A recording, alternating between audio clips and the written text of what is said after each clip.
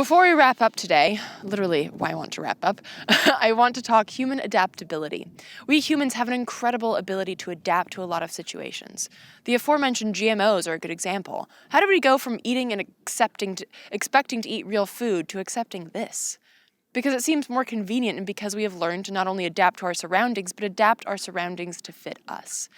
And while it may seem that we twist and contort nature more than we do ourselves, it's not just that we have found a way to adapt our world to fit in with our quote-unquote progressing paradigms. It's that we accept these conveniences. We accept these shortcuts to thinking and feeling, the shallow end versus the deep end, because we too are just as adaptable as our surroundings. Unions are no longer a thing? Okay. I can adapt to that. Maternity leave isn't a thing? Okay, I'll adapt to that too. Fresh air isn't a thing? Okay, I'll just breathe through a filtered gas mask. No big deal.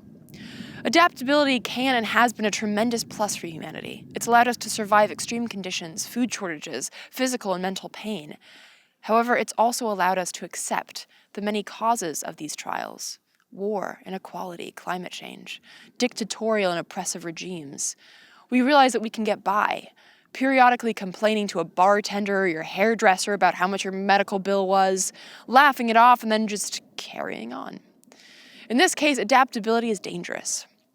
The frog in the slowly warming pot of water may be adaptable, but I doubt it would share your appreciation of its pliancy once you're serving frog legs for dinner. In other words, adaptability has helped us survive, but it can also help us die. In a sick, dystopian 1984 Kevorkian kind of way, our adaptability is keeping us dumb, poor, malnourished, unequal, and disposable. We can get to the point where a smog-filled sky is normal, where a tomato may or may not cause internal bleeding, and where politicians proudly sport corporate donors on their $3,000 blazers. But does that mean that we should get there? Is that really the pride of our evolutionary prowess? I'd like to think not. I'd like to think that we can also adapt into using that other gift of evolution, our fucking brains. And through that, separate positive adaptability from negative adaptability. To know when to be like, oh yeah, cool, I could definitely use a glass bottle as opposed to plastic. And when to say, yeah, you know what, fuck you, and fuck that. Our system of endless growth is impossible, and only presently plausible because we adapt to its conniving stupidity.